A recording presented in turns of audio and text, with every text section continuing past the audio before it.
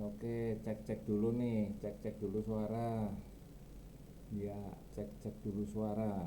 Satu dua tiga, satu dua tiga.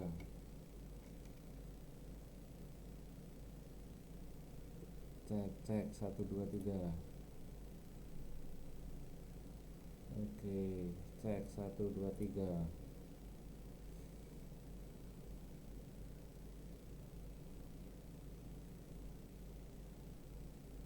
Satu dua tiga. Cek satu dua tiga.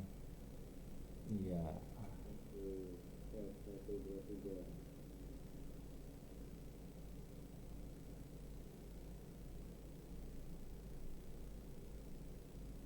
Satu dua tiga.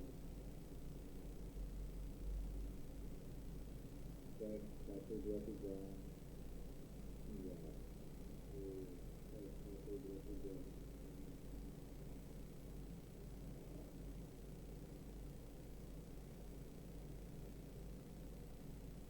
Satu dua tiga. Cek satu dua tiga. Iya. Oke, cek satu dua tiga.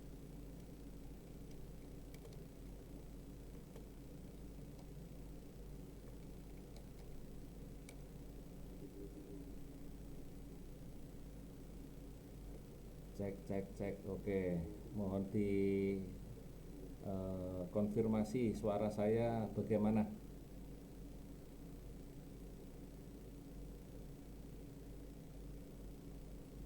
Ya, suara saya bagaimana, mungkin ada komentar.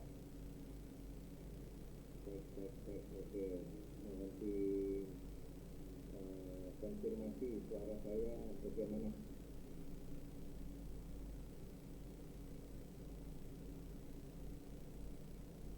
Ya, suara saya bagaimana, mungkin ada komentar. Cek cek cek. Oke, mohon di konfirmasi suara saya bagaimana.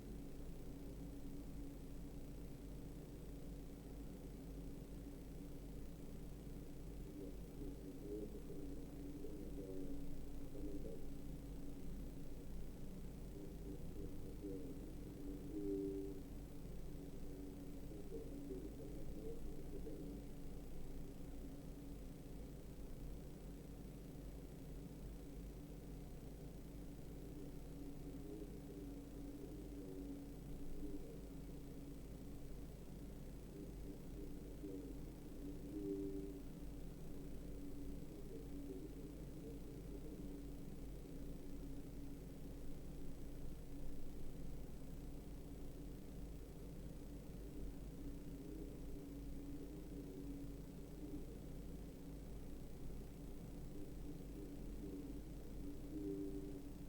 Cek cek. Ya, ini yang tertulis di sini baru, ya baru beberapa ya.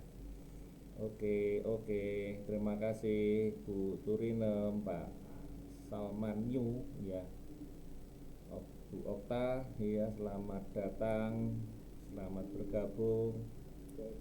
Muhammad Bisri, ya, terima kasih hadirnya. Safra, ya. Terima kasih Bu Turinem. Suaranya kurang keras. Oke, saya coba dulu ya suaranya. Cek cek suara. Bu Siti Haryati. Oh, Bu Anu. Ah, lupa saya. Semangat pagi Bu Okta. Ya, Bone hadir. Terima kasih. Suaranya kurang keras. Oke, saya coba dulu ya suaranya. Cek cek suara. Oke, masih banyak yang ini ya. Nah, sambil saya nunggu teman-teman, sambil saya juga ngecek yang lain-lain. Iya, terima kasih atas kehadirannya, ya. Mas Nova, Bu Tanti, ya, terima kasih. Iya, Bu Sulis, terima kasih. Ya, masih kurang jelas. Oke. Oh, terima kasih Bu Sulis, suaranya jelas. Nggak ada suaranya. Waduh, ini Bu Sari. Coba dicek lagi ya Bu, ya, sambil saya nunggu ngecek-ngecek dulu ini.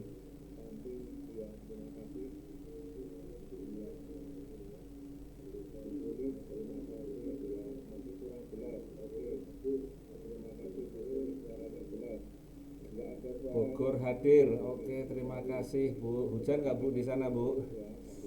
Kurnia Anggraini. Oh iya, saya belum sempat pulang ini Bu. Iya.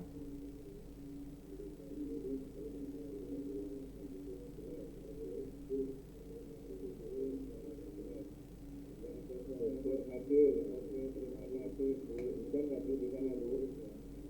Kurnia Anggraini. Oh iya, saya belum sempat pulang ini Bu. Iya.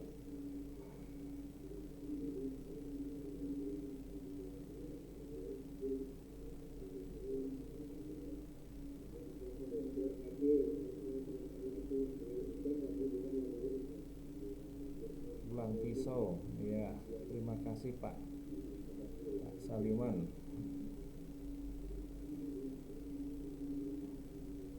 Oke, mungkin sekitar 4 menit lagi ya kita mulai, teman-teman semua. Mohon bersabar sambil saya mengecek suara, sambil mengecek yang lain-lain. Mudah-mudahan bisa memberikan manfaat buat teman-teman semua ya. Ini adalah salah satu komoditi yang memang juga banyak ditanam di Indonesia, perkebunan di Indonesia ya, dan banyak memberikan kontribusi positif untuk perkebunan di tempat kita. Mudah-mudahan bisa memberikan manfaat buat teman-teman semua ya. Ini adalah salah satu komoditi yang memang juga banyak ditanam di Indonesia, perkebunan di Indonesia ya, dan banyak memberikan kontribusi positif untuk perkebunan di tempat kita. Suaranya kurang keras ya. Suaranya kurang keras nih, ya, iya. Oke,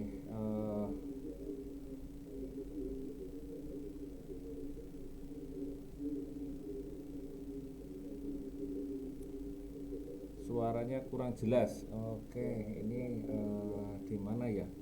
Kecil banget suaranya. Oh, tes 1 2 3. Ini yang bener.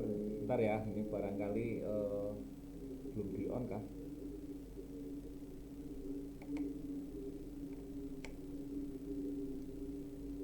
Suaranya kurang jelas. Oke, ini di mana ya? Kecil banget suaranya. Oh, tes 1 2 3. Oke, 1 2 3. 1 2 3. 1 2 3 ya. Suaranya bagaimana Bapak Ibu ya? 1 2 3 tes ya. Ini saya pakai yang ini, posisi sudah barusan saya on kan. Oke, 1 2 3. 1 2 3. Oke, ya, tes. Nah, oke. 1 2 3 tes ya. Ini saya pakai ini posisi sudah. Oke. Sudah jelas ya. Terima kasih Bu Yusniati konfirmasinya.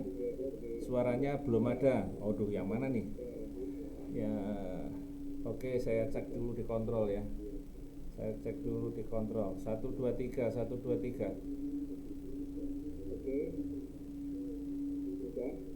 sudah jelas ya. Terima kasih Bu Yusniati konfirmasinya. Suaranya belum ada. Aduh, yang mana nih ya? Oke, saya cek dulu di kontrol ya. Saya cek dulu di kontrol. 1 2 3. 1 2 3. Oke, sudah jelas ya. Terima kasih Bu Yusniati konfirmasinya. Suaranya belum ada. Aduh, yang mana nih? Cek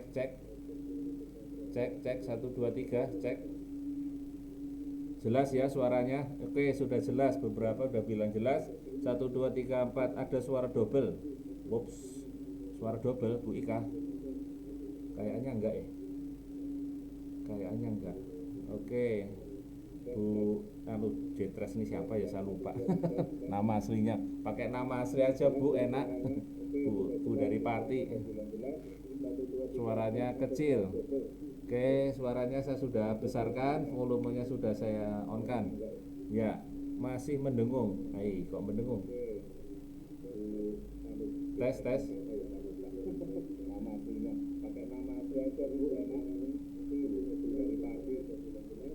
Oke, saya sudah dari kontrol, sudah bagus suaranya, ya. Mudah-mudahan sudah jelas ya. Oke, suara mendengung, suara kecil. Oh, suara double. Oh.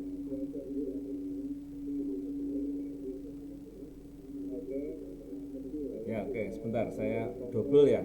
Saya minta tolong dulu lah sebentar ya. Sebentar. Suara mendengung, suara kecil. Double.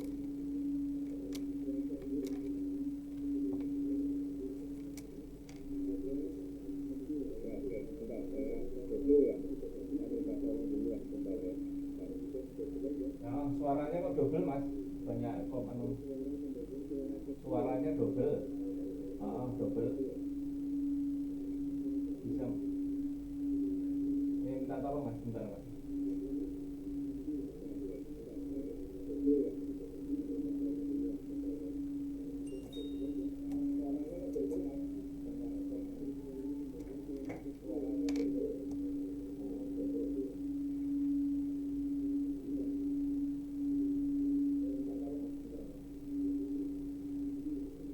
Oke, kita tunggu sebentar ya. Mudah-mudahan apa namanya bisa dicoba lagi. Oke.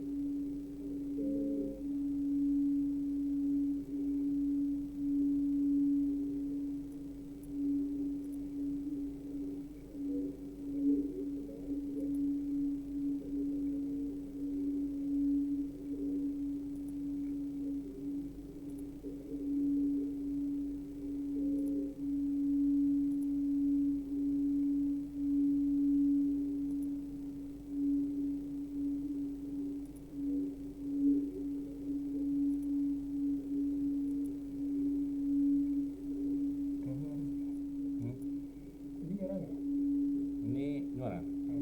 Matiin. Situ ya. Oh, udah tak matiin. Sini tuh dimatiin aja. Ya. Oke. Oke, thank you. Dikit ya terusan. Oh mbak, sini. Belum mulai belum? Oh, belum mulai. Belum di sini ya. Oke, saya coba dulu ya. Mudah-mudahan udah nggak ada flat lagi. Suaranya masih kecil ya. Ini pakai ini kan? Pakai ini. Oh, udah tak on ini. Oke. Cek lagi suaranya. Kok nggak kedengaran? Oh, kok nggak kedengaran? Cek suara ya. Ntar dulu ya. Ini suaranya kok makin kecil? Enggak, sudah saya betulkan ya. Coba lagi, kita coba 1 2 3 1 2 3 tes suara. Mudah-mudahan nggak ada double, nggak ada yang kecil lagi. Coba, tapi kita cek dulu. Mohon komentarnya teman-teman semua ya. Mohon bantuannya komentarnya supaya bisa diterima dengan baik. Dengung tapi suara nggak jelas. Ops. Dengung tapi suaranya udah dengungnya sudah dikurangin. Oke, speaker yang di depan sudah ini jelas. Oke, jelas. Terima kasih Bu Yusniati, Pak Yogi ya. Jelas. Bu Karsinawati, terima kasih. Bambang Wiyatno, terima kasih. Suara jelas. Oke. Ada kemeresek. Oke, ya kemeresek. Saya rasa udah dikurangi ya, tapi mudah-mudahan udah. Coba nanti kita coba cek lagi suaranya. Oke, mohon bantuannya teman-teman semua untuk komentar apakah suaranya bisa diterima dengan baik. Ya, kurang jernih Bu Siswanti. Ya, coba dulu ya sebentar ya. Saya belum mulai, mudah-mudahan ini kita coba cek-cek dulu.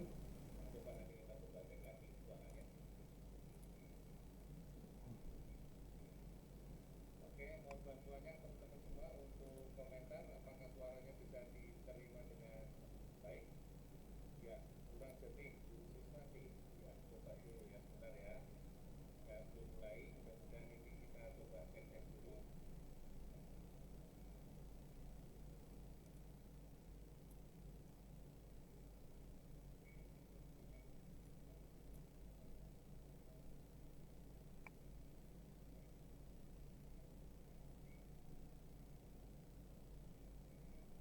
Suaranya jelas tapi kurang keras dikit, Pak.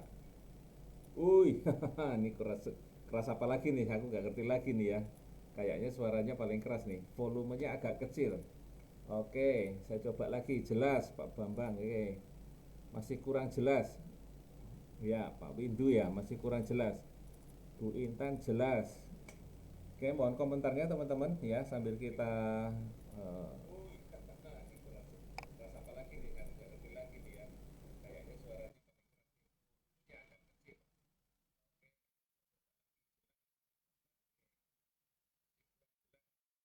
suaranya terlalu kecil. Bu Siti Supartia. Oke.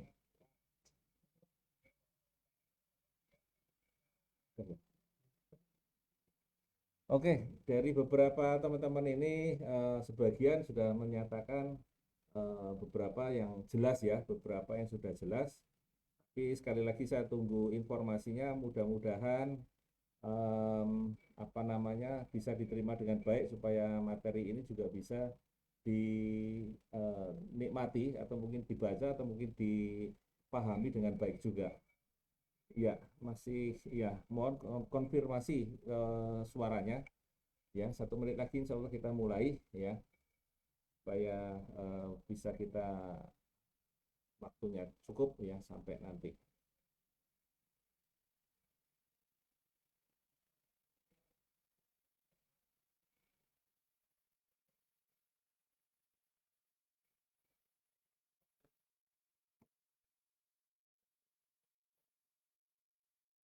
Oke,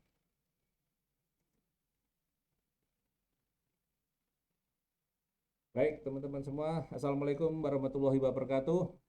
Semangat pagi ya. Hari ini kita akan berbagi mengenai karet ya, karet di mana kita adalah negara komoditas nomor 2-nya. Indonesia adalah karet setelah sawit ya. Namun sebelum itu saya ucapkan dulu ya, turut berduka cita atas meninggalnya Bapak Harmanto, yaitu suami dari Ibu Lailatul Afifah. Kemudian Bapak Lis Wahyu Adias Setiawan ya, yang dimana eh, menjadi kecelakaan pada waktu itu di kapal Nanggala 402 menjadi korban ya. Kami turut berduka cita, semoga arwah beliau diterima di sisinya dan keluarga yang ditinggalkan mendapatkan kesabaran ya.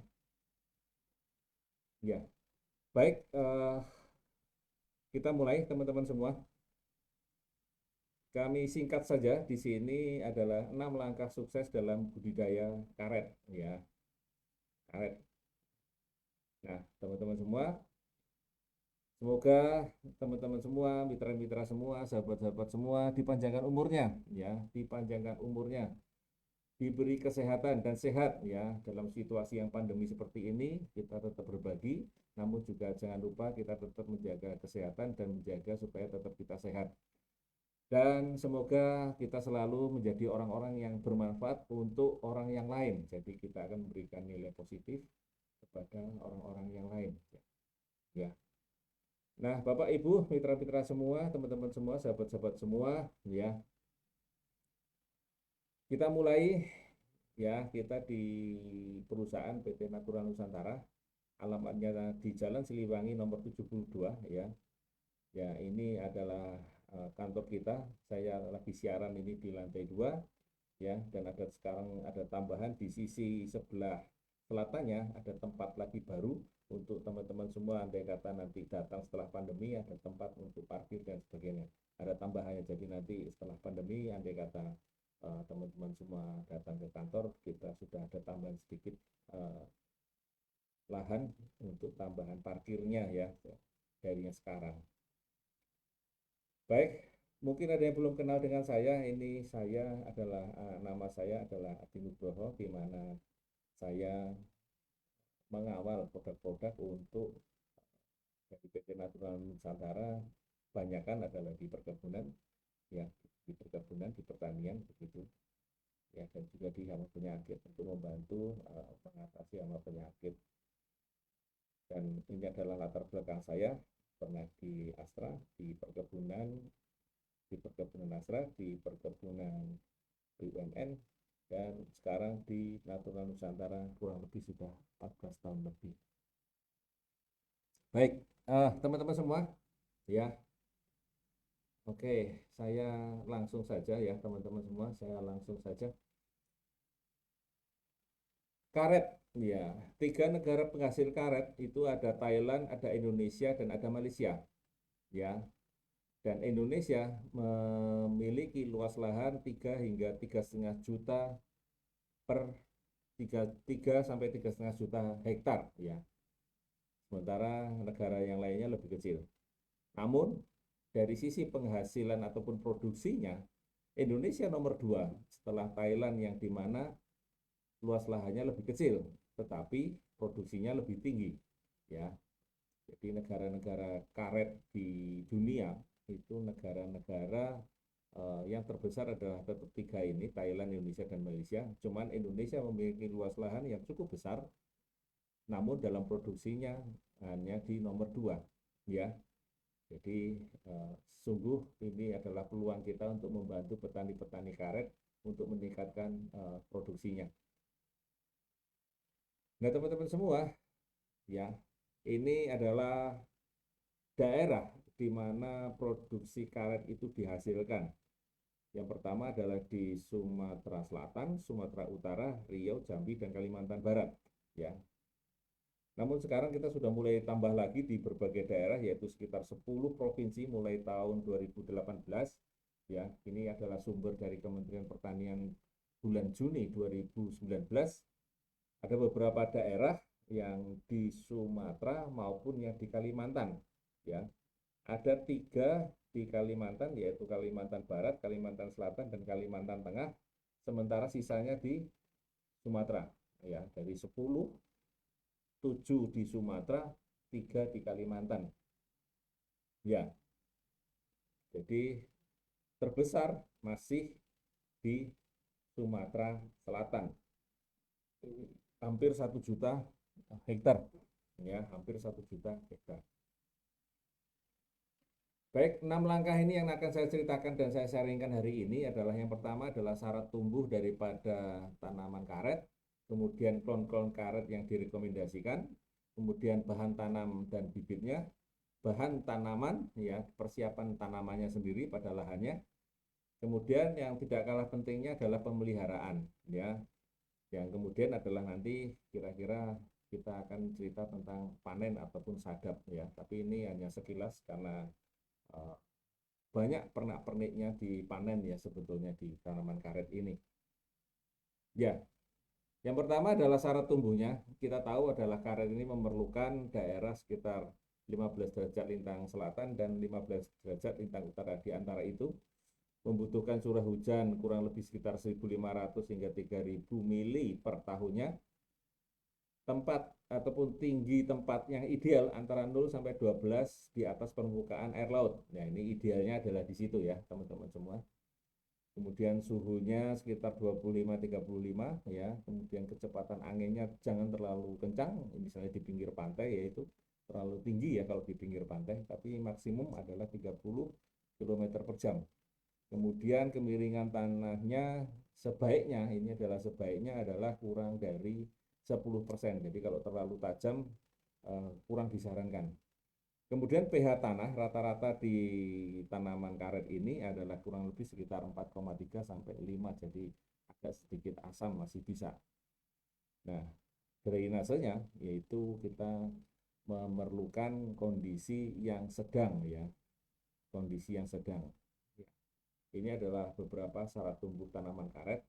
Karena kalau terlalu tinggi, ini ada hubungannya pada kondisi ketinggian yang disarankan 0 sampai 200 di atas permukaan air laut, maka buka sadapnya, ya, atau siap sadapnya, atau kita mulai menyadap ataupun memanen pertama kalinya di tahun usia tahun atau kurang ya.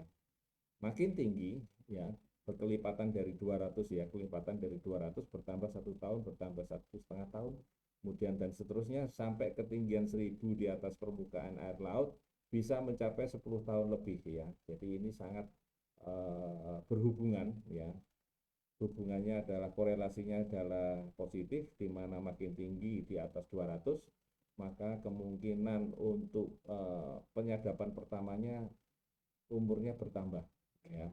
Jadi disarankan di rata-rata ketinggian 0 sampai 200 meter di atas permukaan air laut. Kemudian klon karet yang kita sarankan ataupun kita rekomendasikan. Karet ini diambil adalah ada dua, yaitu yang pertama adalah hasil utamanya adalah lateks atau getahnya. Yang kedua adalah diambil kayunya, ya, ada yang diambil kayunya sebagai pengganti kayu ramin pada waktu itu untuk dibikin kayu, dijual dalam bentuk kayu. Sebetulnya dalam bentuk kayu ini, kalau kita dalam suatu industri pabrik karet, biasanya kayu-kayu ini diambil untuk pengasapan karet yang untuk menghasilkan hasil getah ataupun sir nanti yang dipakai di pabrik untuk sebagai bahan pengasapan. Ya, di luar kayu karet diambil sebagai bentuk kayu seperti pengganti kayu ramin ataupun pengganti kayu yang lain dalam bentuk gelondongan, ya, dijual dalam bentuk kayu gelondongan. Nah, ada tiga yang nanti direncanakan ataupun mungkin Bapak Ibu juga merencanakan membuat kebun karet misalnya, ya. Pilihlah karet-karet yang diinginkan karena memiliki karakteristik yang cukup unik, ya, cukup unik.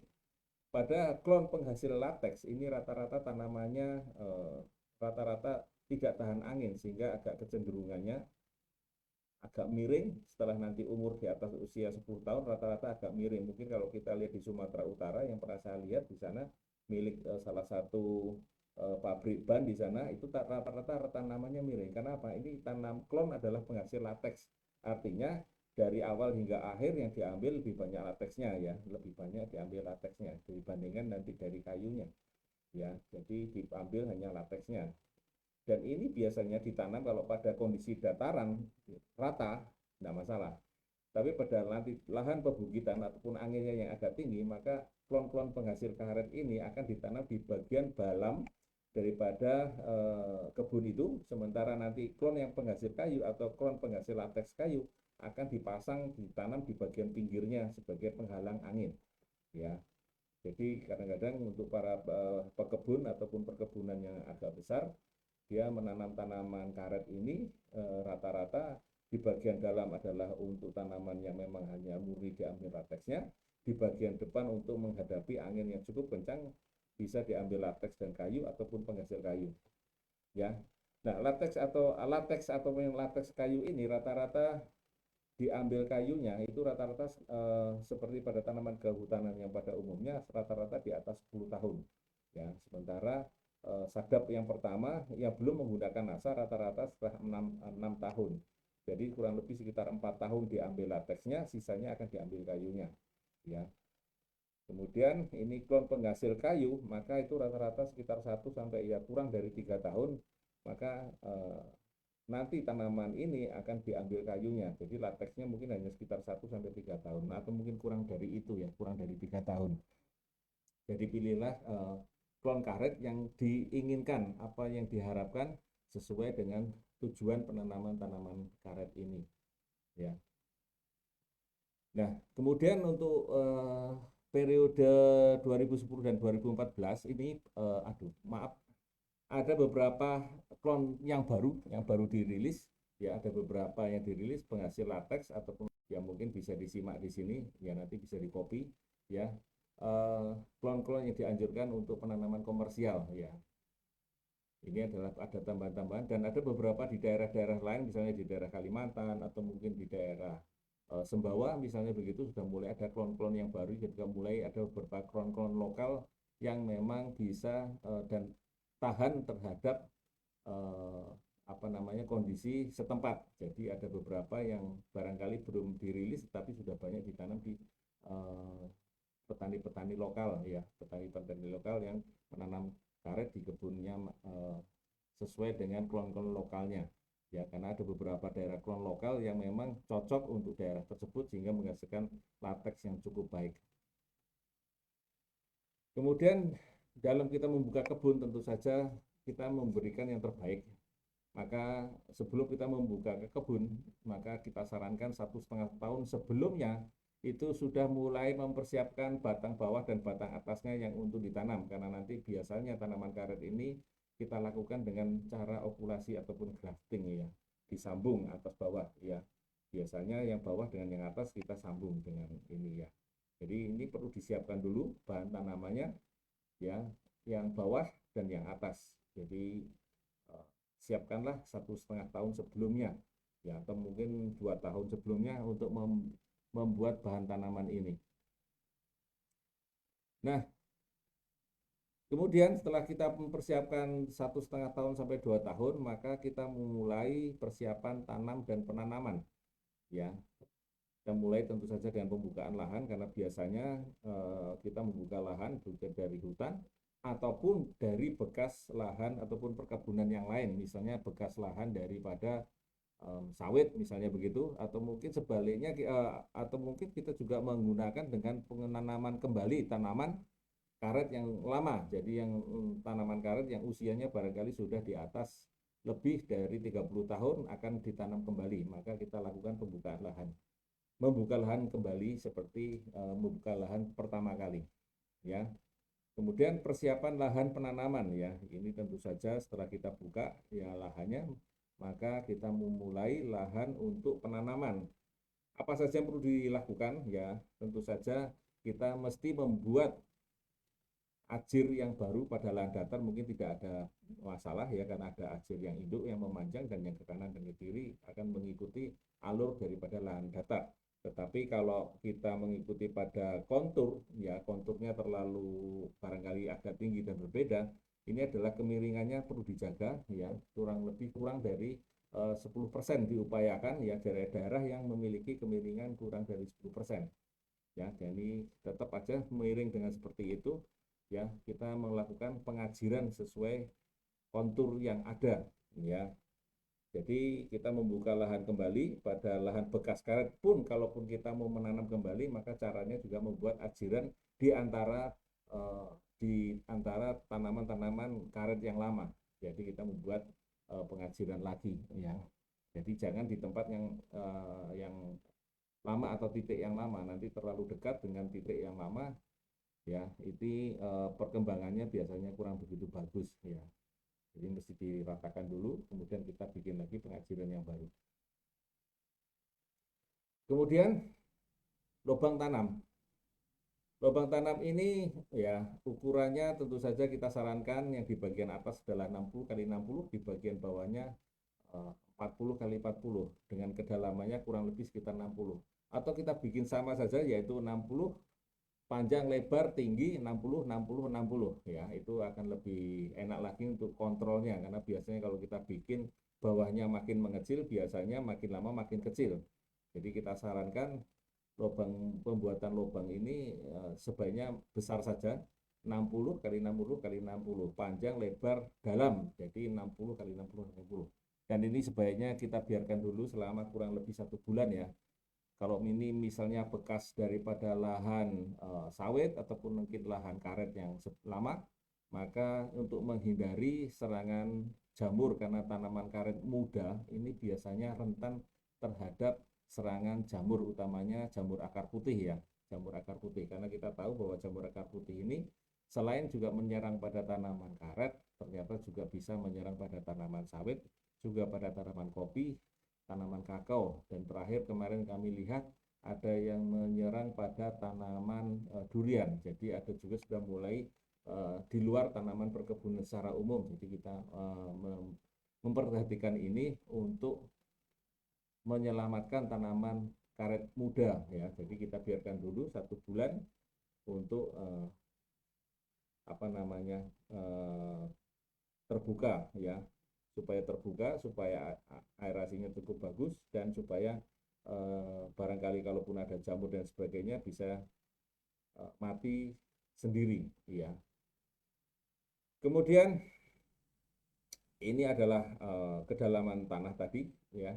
Kita buatkan ajirnya adalah seperti itu ya, dan kita menanam di tengah-tengah ya. Kita menanam di tengah-tengah lubang ataupun petakan untuk bibit karet muda itu sudah ditanam di tengah-tengahnya ya, kira-kira seperti itu. Maka untuk bagian top soil dengan subsoil kembalikanlah sesuai dengan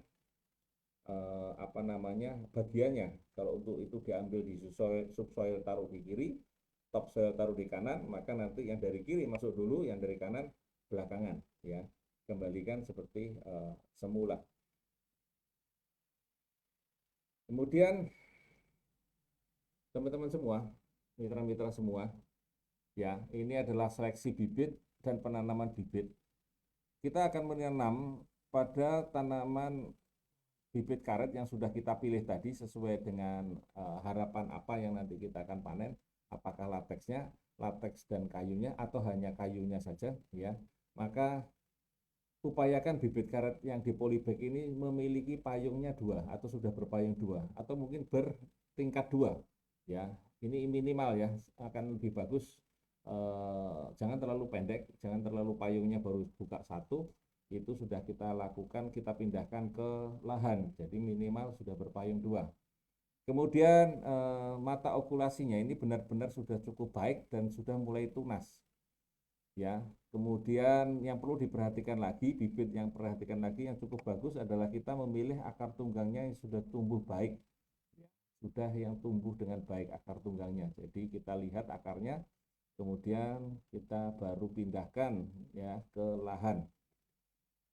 Dan yang terakhir dan penting ini adalah upayakan ya, apalagi nanti kalau bebas dari bekas dari lahan yang bekas tanaman karet mau ditanami tanaman karet lagi, maka upayakan ya tanaman karetnya yang lama sudah tidak ada kontaminan dari jamur akar putih, dan tanaman yang baru ataupun karet muda ini juga bebas dari penyakit jamur akar putih. Tentu saja kita harus melihat bagian akarnya ya. Begitu kita buka, kita lihat akar tunggangnya bagus, kemudian kita lihat apakah bebas dari penyakit jamur atau penyakit utama tanaman karet, yaitu jamur akar putih. Itu saja, jamur ini warnanya putih ya teman-teman semua, mitra-mitra semua. Nah, sekarang berapa kebutuhan bibit kita ya, berapa kebutuhan bibit kita. Kalau kita lihat tadi baik tanah datar ataupun tanah kontur tadi, kalau ukurannya adalah 7x3, maka kita perlunya adalah kurang lebih sekitar 476 dengan tambah bibit sulamanya sekitar 47, maka totalnya adalah 573 bibit ya. Dan ini dilakukan penanaman umumnya adalah di bulan-bulan September sampai Desember ya, ini untuk mengejar adanya hujan ataupun hari hujan yang lebih dari 100 hari ataupun seringnya hujan ya, jika kita akan menghemat penyiraman, karena ini kan kita menanam di perkebunan yang biasanya agak luas ya. Maka upayakan menanam itu di hari-hari ataupun di bulan-bulan basah ya, seperti bulan September sampai Desember. Kemudian ini bisa kita tutup ya tanah itu dengan topsoilnya, ditambah dengan pupuk dasar, ada RP, ada urea, PEDS 36 ya. Cuman untuk produk nasanya nanti ya, nanti saja, jangan dicampurkan di sini ya. Kita tutup nanti setelah nanti sekitar 1 bulan atau mungkin sekitar 2 bulan, nah baru kita pupuk dengan super nasa ataupun dengan granul ya. Cukup itu ya, cukup 2 itu saja ya. Jadi 2 itu saja, yaitu super nasa ataupun granul yang kita gunakan ya. Boleh dicampur dengan air kalaupun nanti daerahnya banyak air, ataupun kalau tidak cukup disisipkan di dekat akar ya, berjarak dengan akar kurang lebih sekitar 10 cm, sisipkan saja di situ ya. Itu nanti ditaruhkan di situ, ataupun kalau nanti pas ada masa penyiraman, pada saat kita tidak hujannya berkurang ya, maka perlu sedikit penyiraman karena ini tanamannya masih sangat muda, bisa dicampurkan di situ ya, baik super nasa atau granul ya, atau ya, jadi super nasa atau granul atau campuran keduanya, jadi dua-duanya bisa dicampurkan. Jadi super nasanya mungkin dikasihkan kurang lebih sekitar 1 sendok atau mungkin kita bisa berikan sekitar 5-10 sendok granulnya dicampurkan di situ ya. Jadi baru kemudian kita siramkan, baru kita tutup dengan tanah. Baik, saya lanjutkan teman-teman mitra-mitra semua. Pemeliharaannya ya, pemeliharaan tanaman ya. Tanaman karet muda ini sangat peka ya, sangat peka utamanya pada alang-alang. Ya, hampir semua tanaman baik itu tanaman sawit atau mungkin tanaman kopi barangkali atau mungkin tanaman kakao barangkali yang muda, yang masih baru tanam, ini upayakan bebas dari alang-alang karena ini memang ada ya bahan alang-alang ini yang sangat mengganggu pertumbuhan dan perkembangan akar ya. Alu lepati yang dimana nanti sangat mengganggu pertumbuhan akar. Jadi ini harus tidak boleh ada pada tanaman perkebunan muda apapun ya. Kemudian Epatorium juga disarankan bersih, Mikania juga disarankan bersih ya. Nah, yang berikutnya yang terpenting adalah di pemeliharaan tanaman ini adalah tentang pemupukan. Yang berikutnya adalah tentang hama dan penyakit. Baik, kita langsung di pengendalian gulma. Ini kapan saja kita menggunakan pemakaian herbisida ya. Ini di NASA belum ada ya teman-teman semua, mitra-mitra semua untuk mengendalikan daripada gulma. Jadi ini masih kita menggunakan pakai herbisida ya. Jika kondisinya masih belum menutup di usia 1-2 tahun atau mungkin 2-3 tahun, maka cukup 3-4 kali sajalah semprotnya ya. Dengan jarak lebar ataupun jalurnya atau lebar piringannya kurang lebih sekitar 1,5-2 meter. Ya, ini piringannya. Kalau tanamannya sudah makin besar dan tanaman ini belum menghasilkan ya, ini belum menghasilkan, maka sudah mulai menutup, maka semprotnya cukup 2-3 kali. Ya, kemudian pada tanaman-tanaman yang sudah menghasilkan atau yang sudah disadap ya atau sudah dipanen dan sudah menutup ini cukup 2-3 kali dan sampai hanya rata-rata sekitar 2 kali saja ya. Ini kita lihat kondisi lapangannya, kita lihat dari kondisi gulma yang ada ya. Jadi mempertimbangkan ataupun melihat kondisi lapangannya. Kalau memang perlu 3 kali ya mau tidak mau kita harus semprot 3 kali. Ya. Baik, pupuk dan pemupukan. Biasanya teman-teman semua petani-petani karet ini ya, mitra-mitra semua, bulan Januari ataupun Februari, serta bulan Juli ataupun Agustus ini bulan-bulannya teman-teman petani memupuk ya. Petani memupuk ya, ini yang biasanya setahun memupuk 2 kali. Ya, ada juga yang memupuknya 3 kali, yaitu mungkin biasanya di kira-kira di sekitar September ataupun November. Ya, ini memupuk yang ketiga, kalaupun ada yang ketiga. Ya, bulan-bulan inilah mereka memberikan pupuknya. Ya. Nah, dosis pemupukannya pada pupuk makronya seperti ini. Ini adalah pupuk dasarnya 1, 2, 3, 4, 5, umur 1 tahun, 2 tahun, 3 tahun, 4 tahun, dan 5 tahun. Ya, ini adalah masih menggunakan urea SP36 maupun KCL ya, ataupun kita bisa ganti dengan ZA TSP ataupun KNO3 ya. Ini kurang lebih sama dengan dosisnya ya. Ini adalah tanaman yang belum menghasilkan. Jadi rata-rata tanaman karet yang belum menggunakan NASA ini biasanya dipanen di umur ke 6 ataupun setelah 5 tahun baru dipanen, jadi umur 6 tahun baru bisa dipanen ataupun disadap. Tetapi kalau kita dengan menggunakan dengan teknologi NASA ini, insya Allah maju 1 tahun karena kita pernah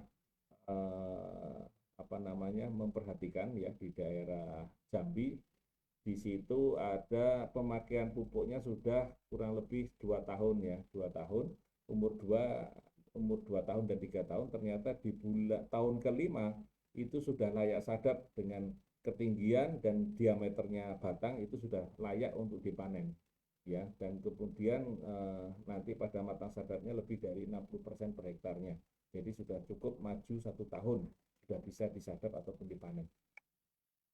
Ini adalah pupuk makro yang untuk tanaman TM ya, kurang lebih bisa dibaca di sini ya. Kita sarankan 2 kali dalam 1 tahun minimal ya, dan ini sampai umur kurang lebih sekitar di atas 25 tahun ya, kita masih bisa di apa namanya, dipupuk ya di situ ya. Jadi batangnya mungkin barangkali sudah cukup besar. Kemudian produk nasa yang digunakan apa saja? Produk nasa yang digunakan adalah Super Nasa ya, Super Nasa. Pada saat dasar tadi, pada saat penanaman ini bisa menghabiskan kurang lebih 6 sampai 7 kilo per hektarnya ya, per hektarnya. Ini bisa dilakukan dengan cara disiramkan ya, disiramkan ataupun disisipkan di tanah dan ditutup dengan tanah ya. Ini kita lakukan 2 sampai 3 kali dalam setahun ya. Jadi umur 1, 2, 3, 4. Kalau kita rutin dari awal, maka tahun kelima insya Allah sudah bisa panen. Maka saya tulis di sini adalah tanaman yang belum menghasilkan cukup sampai umur 5 tahun ya. Cukup sampai, artinya setelah 5 tahun dia sudah masuk kepada tanaman yang TM ya.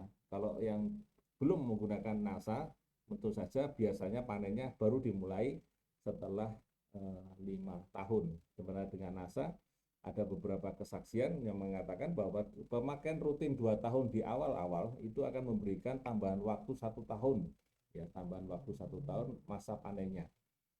Nah, penggunaan Super Nasa ini ya, ini kita lakukan dengan kocor ataupun dengan disiramkan ya, tidak perlu disemprotkan ya, tidak perlu disemprotkan. Ada yang mengatakan Pak ini disemprot bisa Pak, bisa, tetapi nanti spuyernya nanti akan sumbat ataupun kotor ya, ataupun kotor sehingga nanti eh, petani karet nanti akan kesulitan bolak-balik akan mengganti spuyernya, atau barangkali nanti akan kesulitan karena makin banyak endapannya yang ada di bagian pucuk. Kalaupun mau semprot ya otomatis spuyernya akan dibuka, tetapi nanti ini tidak efektif ya, kurang efektif. Dan semprotnya teman-teman semua itu cukup disemprotkan di bagian bawah ya, di bagian batang bawah. Batang artinya bukan semua batang atau semua sampai ke daun begitu, enggak ya, cukup di bagian bawah ya, cukup di bagian bawah ya teman-teman semua. Jadi bukan disemprotkan sampai ke atas-atas ya, sampai ke atas-atas. Nah, teman-teman semua ya,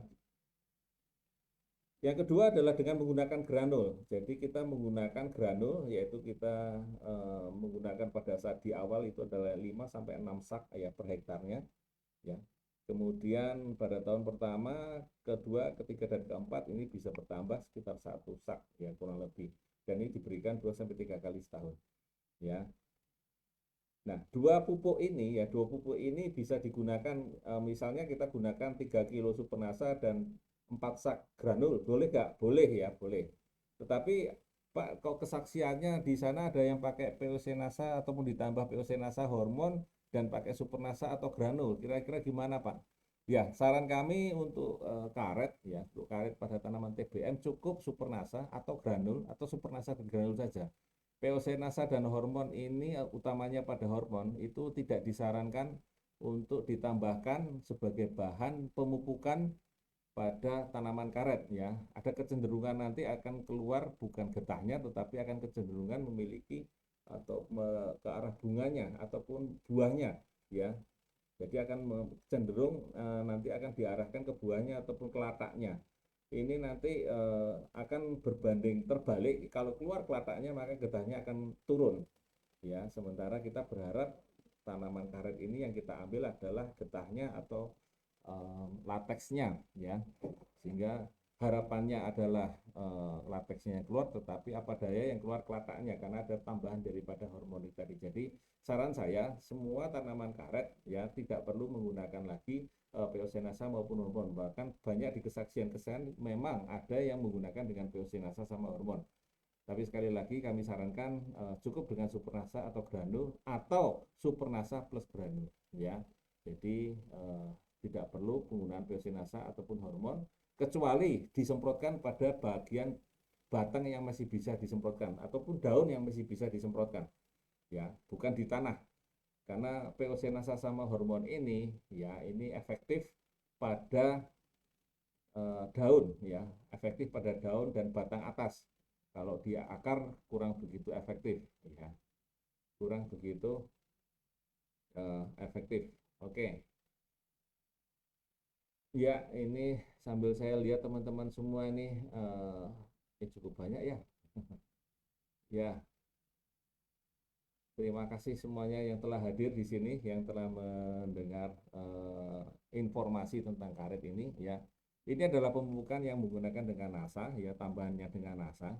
Kemudian yang kedua, ini kita mengenal lagi dengan Glio dan BVR, di mana ini adalah kondisional. Pada penanaman awal atau di dasar ya, penanaman pada saat awal tanam ya, kami sarankan Glio ini tetap diikutkan ataupun diberikan, walau mungkin cuma sekali pun tidak masalah, karena tanaman karet muda ini sangat sangat rentan terhadap yang namanya jamur akar putih, apalagi lahan yang ditanam, lahan baru itu adalah bekas lahan tanaman karet ya. Maka sebaiknya Supernasa nanti dicampur dengan Glio atau granulnya dicampur dengan Glio, baru kemudian ditebarkan bersamaan atau disiramkan bersamaan. Untuk yang BVR, ini tentu saja untuk jaga-jaga, apalagi di bagian pucuk tanaman ini kan masih cukup muda, maka bolehlah sekali ataupun 2 kali dalam setahun itu ya, sebagai ada selain pupuk dasar, maka semprotkanlah BVR ya, semprotkanlah BVR 10-12 kotak per hektarnya ya. Bisa sekali ataupun 2 kali dalam setahun, tetapi untuk jaga-jaga di awal kita sarankan Glio dimasukkan, BVR disemprotkan ya. Itu teman-teman semua pada tanaman TBM ya. Untuk tanaman yang sudah menghasilkan, maka kita mulai yang pakai NASA ini adalah umur 5 tahun. Ya, umur 5 tahun ke atas penggunaannya adalah bertambah sedikit ya, dengan interval yang kurang lebih sama. Termasuk Glio dan BVR ini adalah kantinya kondisional ya, kondisional. Ya, kondisional. Tetapi kami sarankan untuk daerah-daerah yang rawan terhadap jamur akar putih ya, dengan ditandai adanya tanaman karet yang daunnya ada sebagian yang berwarna kuning dan menggugurkan, sebagian kuning dan menggugurkan daunnya kuning, atau mungkin ditandai dengan beberapa tanaman yang mungkin serangan yang hebat kita lihat pada pagi hari masih tegak berdiri, kita lihat besok pagi atau 2 hari lagi ternyata tanamannya sudah tumbang. Nah ini hati-hati, maka pemberian Glio sebaiknya lebih sering di daerah tempat-tempat yang dilihat ataupun dirasa memang perlu pendapat Glio ya, mendapat Glio di daerah-daerah yang dekat tumbangan-tumbangan karena jamur akar putih tadi. Jadi agak sering di daerah-daerah yang tumbangan ada kemungkinannya jamur akar putih tadi. Ya, jadi kita cukup menggunakan Supernasa atau granul ya, Supernasa atau granul atau Supernasa dan granul. Jadi misalnya bisa kita mix antara Supernasa plus granul. Jadi Supernasanya 3 kilo, granulnya cukup 3 atau 4 sak saja dicampurkan, kemudian dicampur dengan Glio jadi satu boleh ya. Kemudian baru kita pupukkan ya, kita berikan di pupuknya.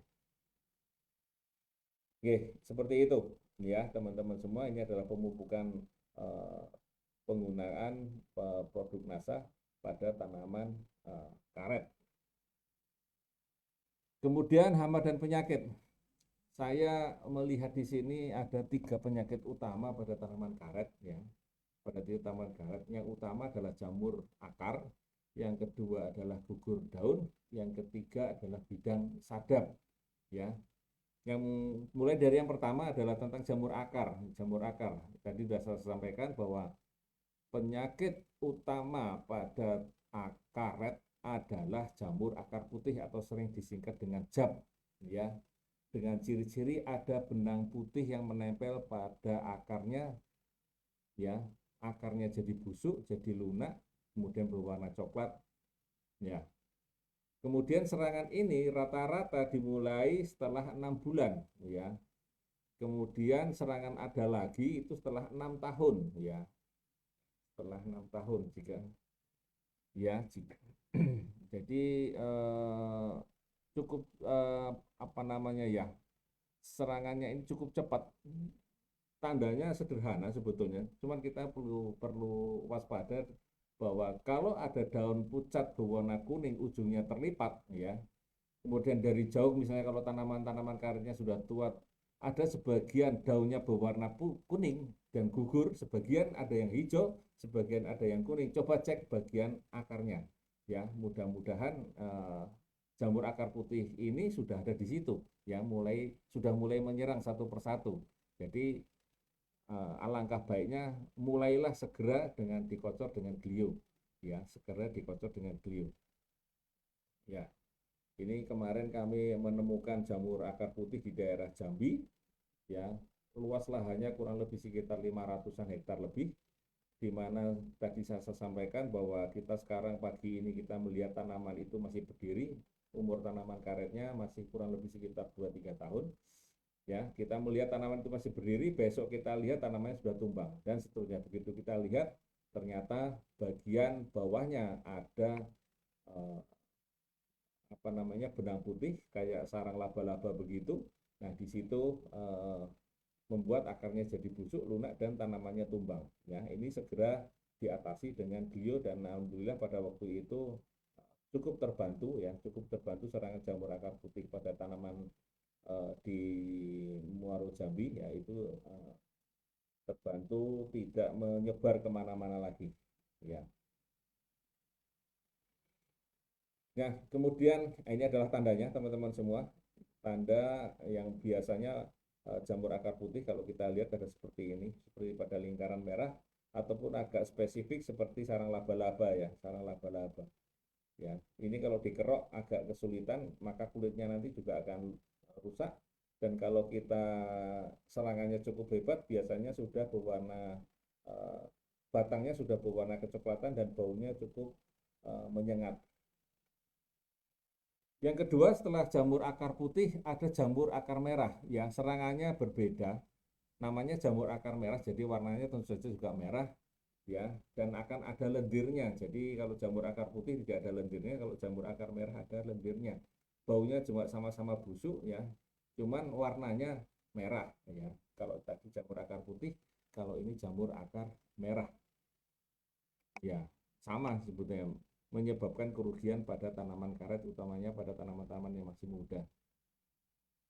Ya, kemudian pengendaliannya, kalau memang masih tanamannya sehat, bisa kita jaga dengan pemberian belerang.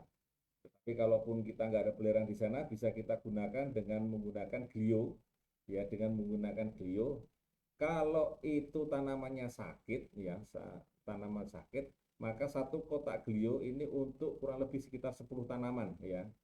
10 tanaman ditebar di situ ataupun dilarutkan kemudian dibagi 10, disiramkan aja di dekat situ, atau kita gunakan dengan sistem mata angin utara selatan barat timur, ya. Kalau selatan utara tenggara, jadi 9 titik itu dikasih plus tanaman yang sakit.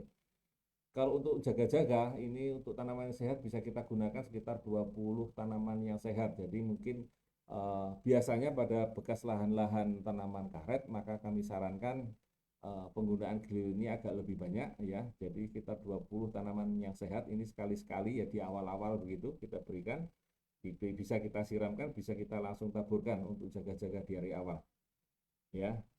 Ya, untuk tanaman karet yang muda sebaiknya tidak ada pisang, ubi jalar ataupun singkong. Ini sangat mengganggu, ya. Biasanya pada tanaman-tanaman yang masih muda, teman-teman melihat ada lahan yang kosong, maka ditanami tanaman. Boleh ditanami tanaman selain 3 tanaman ini, ya, teman-teman semua, ya, mitra-mitra semua. Pisang, ubi jalar ataupun singkong. Mungkin kacang tanah bolehlah, ya. Tapi kalau pisang, ubi jalar atau singkong nanti yang terjadi adalah rebutan unsur haranya, ya. Kemudian jamur akar putih ataupun jamur akar merah ini sebaiknya pada daerah-daerah yang kira-kira serangannya cukup tinggi, maka klonnya yang tidak disarankan adalah seperti yang tertulis di sini, yaitu GT1, RRIM 600, RRIM 623, PR 255 ataupun PR 228, ya. Untuk daerah-daerah yang sering terserang jamur akar putih ataupun jamur akar merah, klon ini tidak disarankan, ya. Kemudian pengendalian yang berikutnya adalah, ya, sering-seringlah diberikan dengan glio karena ini adalah musuh alaminya, ya. Musuh alaminya artinya ini glio ini adalah temannya petani karet, ya. Temannya petani karet, maka sering-seringlah petani karet ini dengan menggunakan pemberian glio ini sangat membantu serangan jamur akar putih ataupun jamur akar merah, ya. Ada jamur yang lain, tetapi dua ini yang sangat berbahaya, dan utama yang berbahaya adalah jamur akar putih. Tetap saja dengan menggunakan glio, ya, teman-teman semua.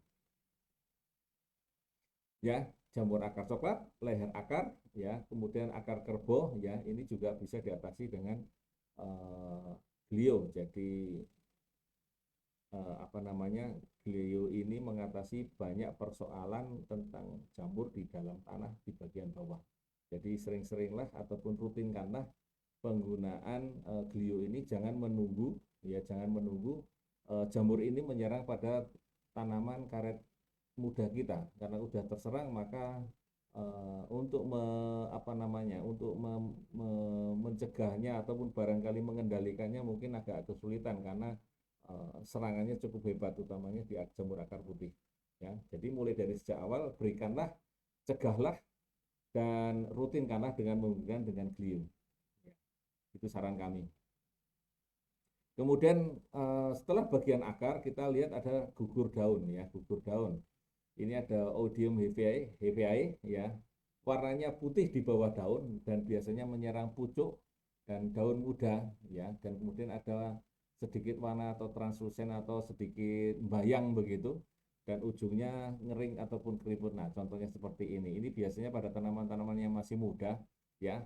Ini seperti ini. Ini disemprot dengan glio. Jadi kalau tadi penggunaan glio adalah dengan dikocor ataupun dengan dibarengkan, campur bareng dengan supernasa masih bisa, ataupun dengan granul masih bisa untuk di bagian bawah. Nah, ini untuk di bagian atasnya pada tanaman-tanaman muda seperti ini, gejala-gejala seperti ini bisa disemprotkan teman-teman semua, ya. Disemprotkan glio, diambil untuk sekitar 1-2 sendok per tangki semprotnya. Tapi sebelum itu, ya, dimasukkan ke ember dulu, dilarutkan, disaring, ya, disaring. Nah, baru kita masukkan ke dalam tangki, kita yakinkan bahwa tangki itu sudah bersih, baru kita semprotkan, ya, bersih, bekas pestisida, bekas apa yang lain-lainnya sudah bersih, tidak berbau, baru kita gunakan dengan glio untuk disemprotkan, ya. Ampasnya bisa digunakan untuk disebarkan di bagian akar, tidak apa-apa, ya. Kemudian kita semprotkan merata dan rutinkan, utamanya di bagian bawah daun, ya, utamanya di bagian bawah daun. Rutinkan. Ini biasanya kalau curah hujannya agak tinggi, biasanya serangan jamurnya juga cukup banyak, ya. Jadi rutinkan dengan menggunakan ini, bisa 3-5 hari sekali, ya, tergantung dari tingkat serangannya. Kalau untuk bulan-bulan basah biasanya serangannya cukup banyak, maka dirutinkan, diseringkan, gitu. Ya, sambil kita lihat barangkali ada beberapa teman-teman yang masih bergabung, ya. Oke, ya, cukup banyak, ya, yang bergabung. Terima kasih teman-teman semua. Suaranya kecil banget. Iya, tes ya suaranya Pak Burohana atau Pak Rohana, ya. Maaf ini saya ya, coba suara saya, ya, mudah-mudahan suaranya terbantu, ya, karena ini sudah menggunakan dengan mic, ya. Kita lanjutkan, ya, pengendaliannya. Untuk yang gugur daun, jenis-jenis ini tidak disarankan, yaitu GT1, PR255, WR101. Kemudian, ya, ini tentu saja pemberian ureanya jangan terlalu banyak, ya, jangan terlalu banyak. Kemudian ini apa namanya, yang disarankan ada beberapa jenis yang sering di daerah-daerah, yaitu PR107, Afros, PR261, 300, ya. Itu untuk daerah-daerah yang sering terjadi gugur daun, ya. Jadi pengendalian yang lain adalah apa? Ya, tentu saja glio ini mesti sering-sering diberikan. Jadi glio tadi bermanfaat untuk di bagian bawah tanaman, yaitu di bagian akar. Nah, ini juga di bagian pucuk, utamanya serangan jamur tadi atau gugur daun tadi, ini sangat bermanfaat untuk mengendalikan dan mencegah, ya. Mengendalikan dan mencegah. Kalau mencegah belum ada serangan, berarti semprotlah dengan glio dari awal. Kemudian mencegah dan mengobati. Nah, ini bisa mengobati dengan glio juga disemprotkan, ya. Disemprotkan dari atas, ya. Utamanya yang sudah 1 tahun itu masih bisa disemprotkan lah, ya. Yang payung 2 itu masih bisa disemprotkan. Kemudian yang lain lagi adalah Corynespora. Ini ada halo hitam, ya, tanda bulatan hitam seperti tulang ikan dan seterusnya. Ini seperti ini kurang lebih. Nah, tanaman-tanaman muda ini biasanya karena di pembibitan barangkali mungkin agak sedikit lama dan agak rapat, sehingga muncullah yang namanya jamur-jamur yang seperti ini. Nah, ini bisa kita lakukan penyemprotan baik setelah masih ada di pembibitan ya, ataupun sudah nanti ditanam satu persatu, maka segera kita semprotkan glio di bagian atas dan bawah daun. Jadi semprotnya atas bawah. Ya, pada saat penyemprotan ini memang bisa kita tambahkan penyemprotan VOC nasal sama hormon. Jadi VOC sama hormon ini fungsinya adalah untuk menyemprot di daun, ataupun dengan Green Star ini semprotnya di daun. Jadi bukan untuk akar ya, karena dia VOC nasal sama hormon ini efektifnya adalah di daun. Ya, cukup efektif di daun. Kemudian ya, untuk mencegah penyakit ini ya, ada beberapa hal yang sering ditemui, itu adalah dekat dengan tanaman ketela pohon, tanaman angsana, akasia, ataupun pepaya. Ya, jadi tanaman-tanaman ini menyumbang ya penyakit ya, ini seperti ini. Corynespora ini ada tanda halu hitam, titik hitam ini. Jadi eh, pindah-pindahnya jamur ini melalui tanaman-tanaman yang ini tadi. Ya, pindah-pindahnya ini melalui tanaman ini. Jadi hindarkanlah tanaman apa namanya, ketela pohon, pepaya ataupun akasia, karena biasanya tadi saya sampaikan pada tanaman-tanaman yang masih muda, kecenderungan petani-petani kecil sawit, petani-petani karet itu rata-rata di tanaman sela-selanya ditanami tanaman, boleh ya, boleh. Tetapi tadi saya sarankan tidak menanam tanaman ini yang ketela pohon ataupun pepaya, nanti akan menyumbang jamurnya juga ya. Singkong jangan ya. Kalau ubi boleh ya, kacang boleh barangkali ya, itu kacang boleh, itu bagus ya. Ini untuk karet sebaiknya ketela pohon ataupun pepaya ataupun angsana ini tidak disarankan ya. Nah, kemudian pengendaliannya sama seperti tadi, kita menggunakan dengan glio, disemprotkan ya, tapi disaring terlebih dahulu. Ambil 1 sendok atau 2 sendok per 10 liternya, diaduk dulu di dalam sebuah ember. Nah, setelah dilarutkan, kemudian airnya dimasukkan dengan disaring terlebih dahulu, kemudian dipenuhkan tangkinya, baru disemprotkan ke seluruh permukaan daun dan di bagian bawah daun, ya, merata. Kemudian ada Chlorothiticum, ya, pada ketinggian di atas 200 meter di atas permukaan air laut ini sangat rentan terhadap penyakit ini ya. Ya, ini warnanya pink seperti ini. Nah, seperti ini. Ini mirip ya, mirip. Kalau kita perlu hati-hati sekali, agak keriput seperti ini ya. Ini adalah penyakit yang disebabkan oleh Chlorothiticum ataupun jamur ini. Ya, sporanya berwarna pink ataupun merah jambu, ya, tepi dan ujungnya keriput. Ya, serangan yang cukup hebat ini bisa mati pucuk ya, bisa mati pucuk. Artinya bagian pucuknya kering. Ya, udah keriput nanti tiba-tiba kering. Ya, sama seperti tadi, kita bisa cegah dengan menggunakan glio, rutinkan dengan glio. Ada klon-klon yang tahan, ada BPM, IRC, RRIM, dan seterusnya. Ada Afros 2037 dan sebagainya. Kemudian pemberian urea yang agak lebih ya, membantu untuk membuat tunas yang baru ataupun tunas-tunas yang sudah ada itu menjadi lebih kuat ya. Tentu saja pemberiannya bisa digunakan dengan dua-duanya ini bersamaan, yaitu Supernasa dan Glio ya. Kita langsung taburkan bersamaan ya, dua-duanya untuk membantu memupuk sekaligus mengendalikan jamurnya. Glionya disemprotkan di atas, Supernasanya dikocorkan di bawah ya. Seperti itu ya, teman-teman semua. Ya, suara saya rasa mudah-mudahan cukup bagus ya. Oke, nggak apa-apa, ya, mungkin masih ada telat-telat sedikit, nggak apa-apa, nanti bisa diputar ulang. Ya, oke. Kemudian ada beberapa jamur-jamur yang lain ya pada bagian daun ini, seperti ini, kayak tutul-tutul seperti ini, Phytophthora ataupun Helminthosporium, sporium ya, seperti ini. Ya, ini juga penyakit-penyakit yang terbawa oleh jamur di bagian pucuk-pucuk. Jadi perlu memang glio ini digunakan dari sejak awal, baik untuk menjaga di bagian akar maupun menjaga untuk di bagian pucuk daun ya, utamanya pada tanaman-tanaman karet yang masih muda ya. Ini sangat rentan semuanya di situ. Ini bisa dibaca sendiri ya teman-teman semua, klon-klon yang tahan terhadap 3 jenis penyakit itu dan ketahanannya terhadap angin ya, terhadap angin. Ya, bisa dibaca di sini tabel ini ya. Barangkali di sekitar Bapak Ibu sekalian memang ada jenis-jenis yang diharapkan ya, ataupun klon-klon yang lokal yang dimana juga sudah memiliki ketahanan-ketahanan lokal lainnya, yaitu bisa kita gunakan. Ya, setelah bagian akar ya, kemudian bagian pucuk daun ya. Nah, sekarang penyakit-penyakit yang ada di bagian bidang sadap ya.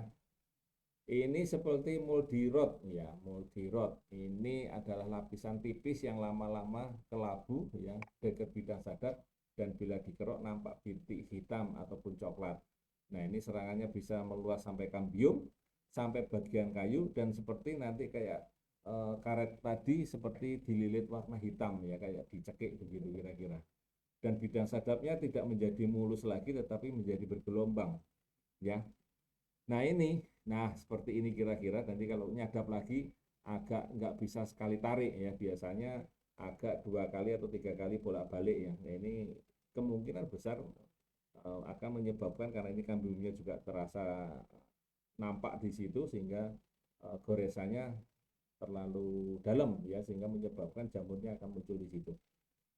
Maka disarankan tidak menyadap terlalu sering ya, biasanya kan disadap 2 atau 3 hari sekali.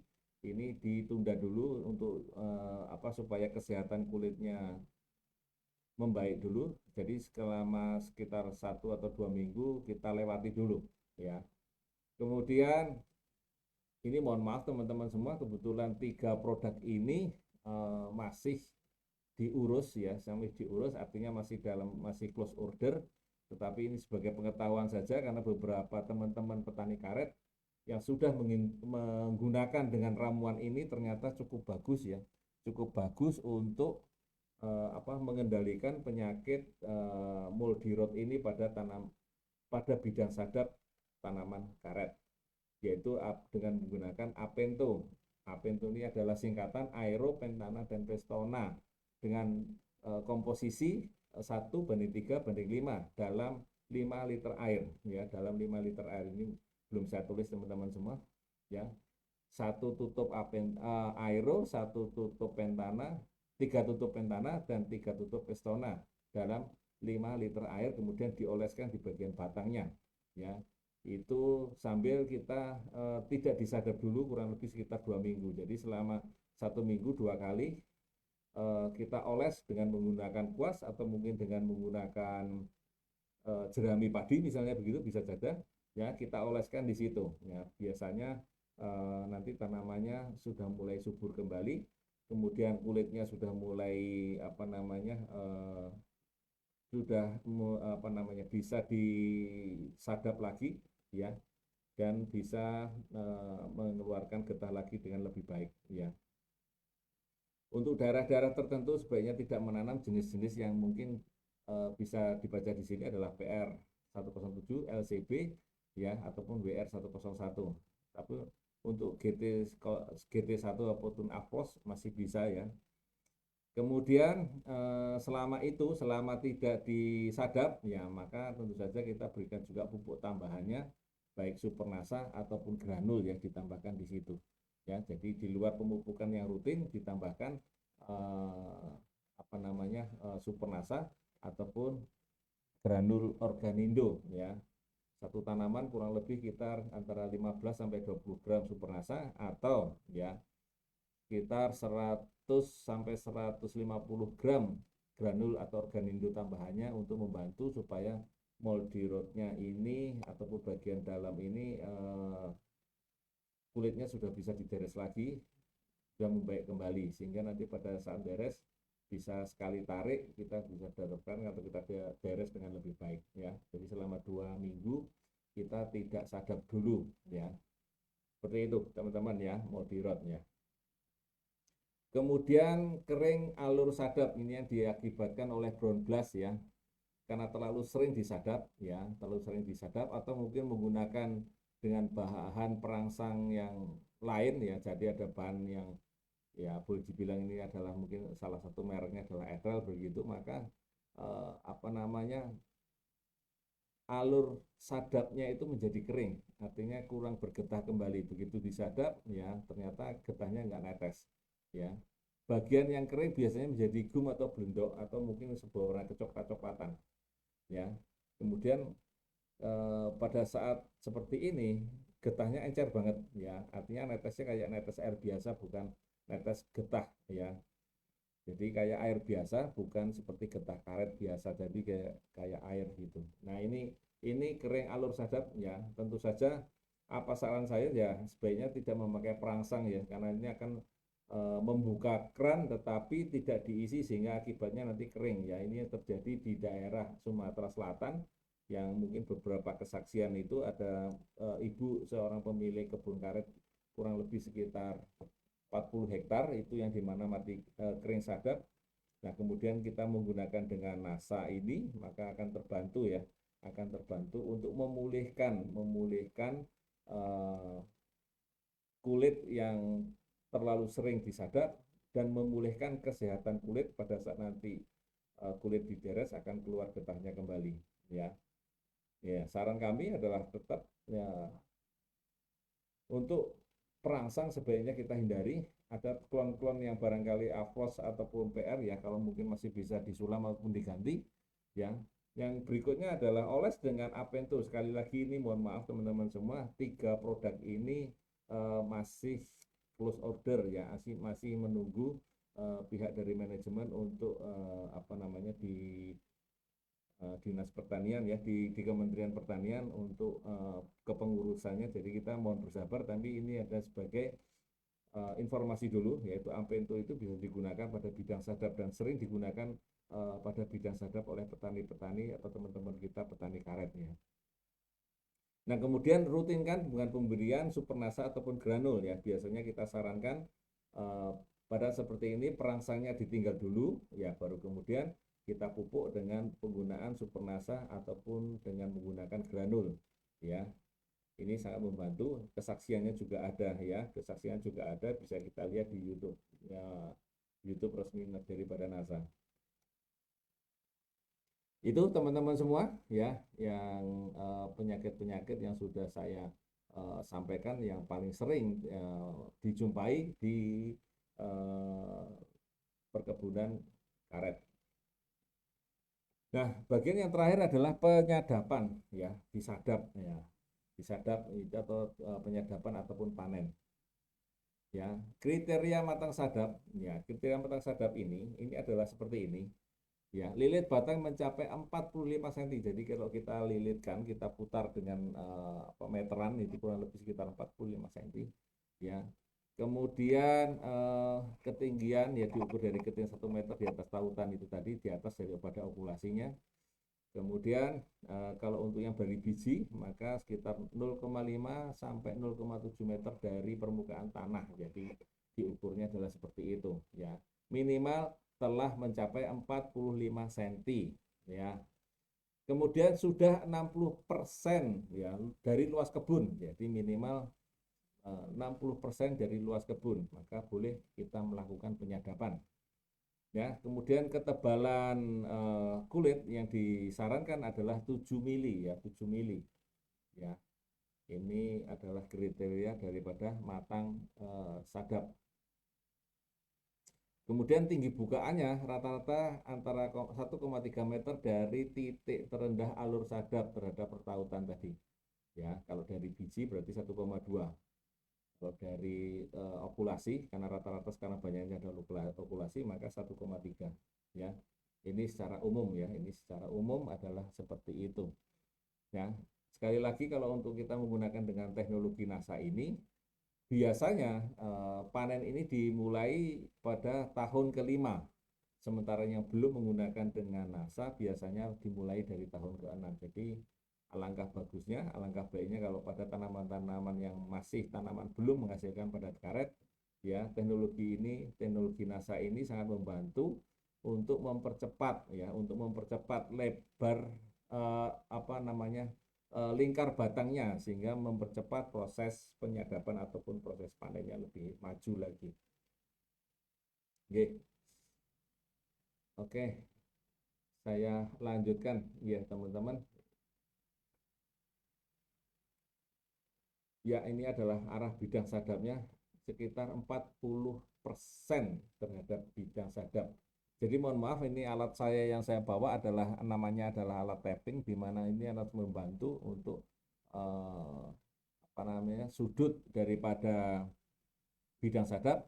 Alat itu bisa digunakan untuk melihat 40 derajatnya, kemudian pemakaian kulit selama 1 bulan, kemudian kedalaman penderesan dan sebagainya. Itu ada namanya alat tapping, yaitu alat yang digunakan untuk kontrol pada saat awal pembukaan bidang sadap.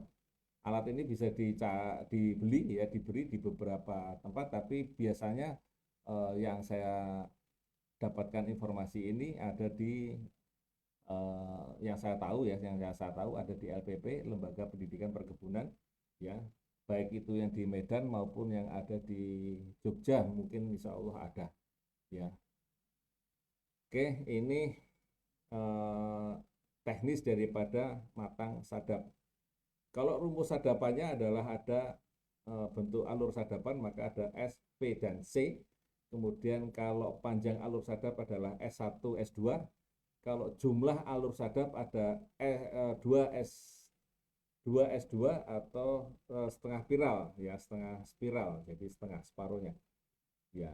Jadi kalau ada kata S berarti dia adalah alur sadapnya bentuknya spiral. Ada yang V, ada yang C atau arus membara. Kemudian ada juga yang pada tanaman-tanaman yang tua, ada yang namanya kita bilang adalah kita beresnya adalah model pakai atas bawah kanan kiri. Jadi empat-empatnya ada empatnya, di atas ada 2, yang di bawah ada 2. Jadi kita modelnya seperti sudah mulai sembarang ataupun C, ataupun modelnya pakai talang begitu ya. Kalau bahasa lapangannya adalah disadap dengan cara talang, 2 di atas 2 di bawah, karena memang sudah bentuk alur sadapnya sudah tidak sama lagi seperti buka sadap yang dari awal-awal. Itu biasanya pada umur-umur sadapan ataupun umur-umur tanaman yang sudah di atas 20 tahun.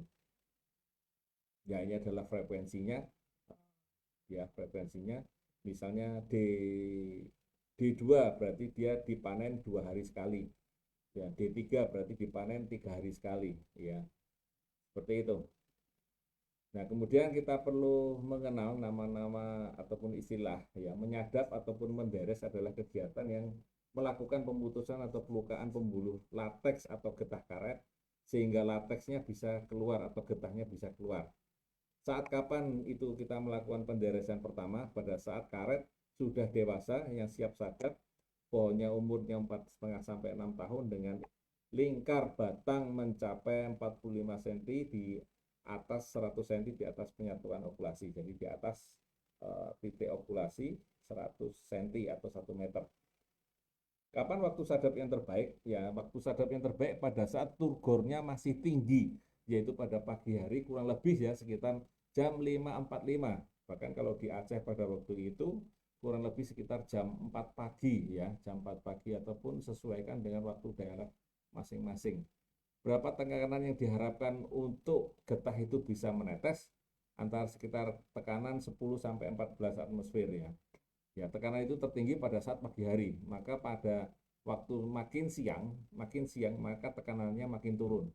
Kalau tekanannya makin turun, getahnya makin sedikit ya. Jadi kenapa petani-petani karet kalau berangkat pagi-pagi sekali, bahkan kalau para teman-teman muslim kalau sholat pun juga sudah di lapangan ya, sudah di lahan ya, gitu, sholat di sana. Ya, karena kita mengejar tekanan turgor yang tertingginya supaya mengeluarkan getah yang banyak. Kemudian berapa frekuensi penyadapannya? Pada 2 tahun yang pertama 3 hari sekali. Jadi pada saat umur yang sudah menggunakan dengan NASA, maka umur 5, 6 ya, 5 dan 6 itu bisa kita sadap 2-3 hari sekali.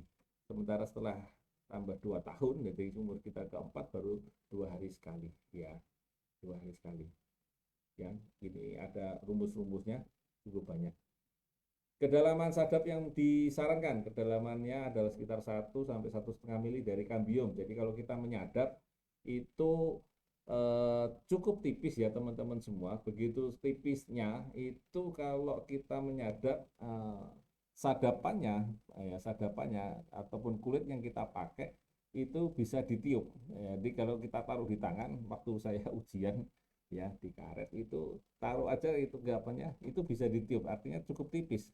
Alat yang kita gunakan juga ya harus tajam, jadi kita pada menggunakan pandai-pandailah penggunaan kulit karet ini supaya nanti penggunaannya cukup irit ya, cukup irit sehingga nanti saat kembali lagi pada bukaan yang pertama atau mungkin setelah 5 tahun atau 8 tahun akan kembali pada bukaan yang pertama, itu bagian batang yang nanti akan disadap kembali itu akan bagus ya, akan bagus. Jadi pemakaian kulitnya juga agak dihitung ataupun agak jangan boros-boros dengan menggunakan pemakaian kulit.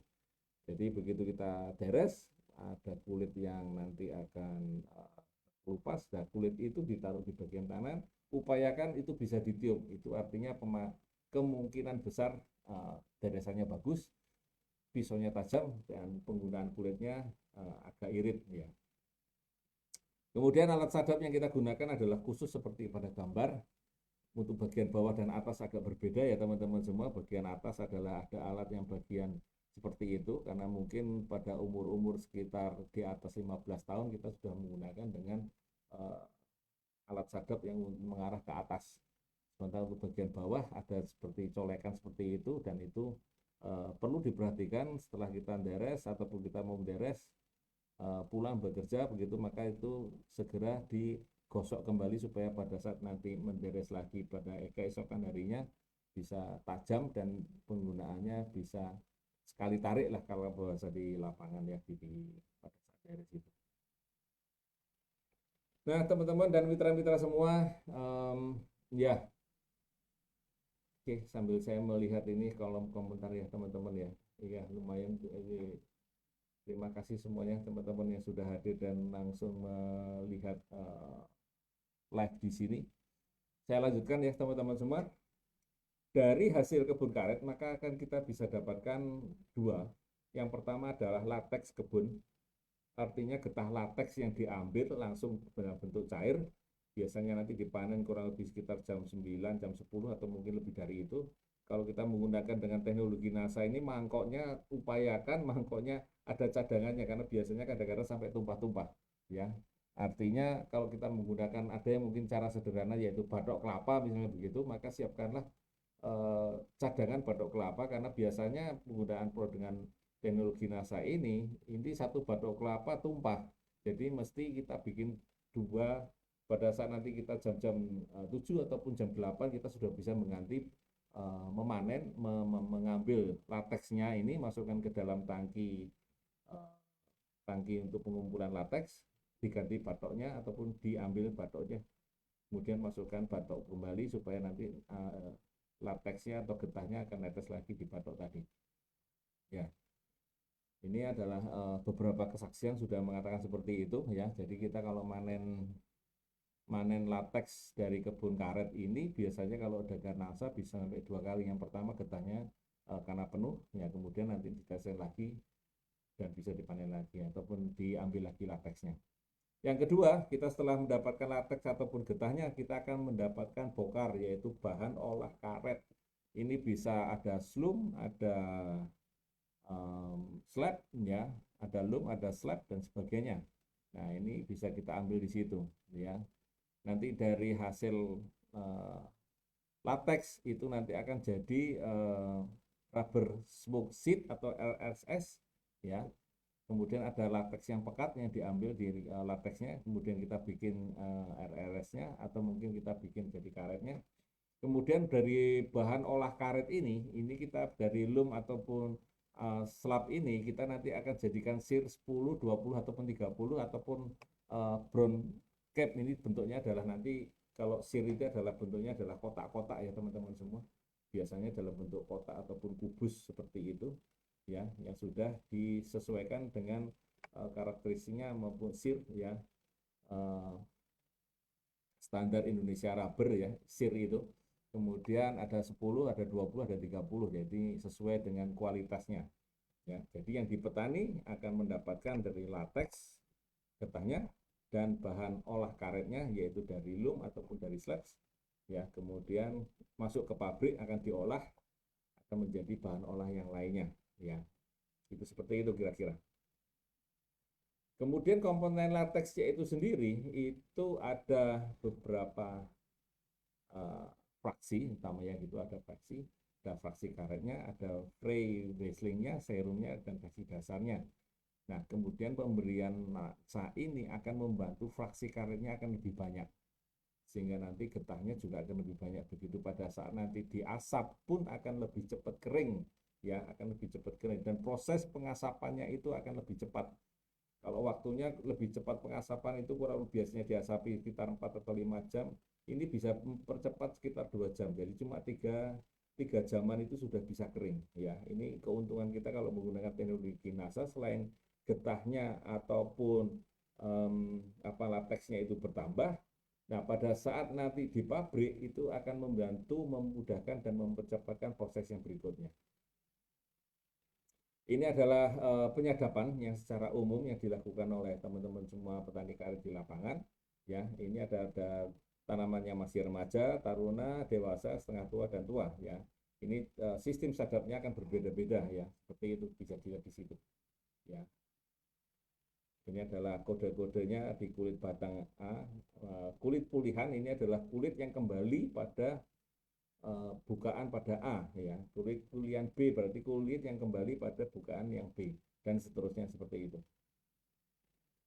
Ini adalah tabel estimasi produksi karet kering dan produksi lateks, ya. Ya, ini kalau kita pada umur kita dipanen ini yang belum pakai NASA, maka umurnya kurang lebih akan seperti itu. Jadi pada sadap yang pertama, kedua, dan seterusnya nanti akan dihasilkan kurang lebih, ya, ini adalah lateksnya kurang lebih sekitar 2000 liter, maka dihasilkan sekitar 500, ya, lateksnya kurang lebih sekitar 2000 liter, ya, 2000 liter per hektar, ya, per tahun, ya, ini. Dan seterusnya nanti bisa dibaca di sini, ya, teman-teman semua. Ya, nanti tertinggi kurang lebih di usia sekitar antara 12 sampai 15-an lah, ya, itu 12 sampai 15-an. Nah, ini kalau kita menggunakan dengan NASA ada beberapa tambahan usia produktifnya bertambah sekitar 2 sampai 3 tahun.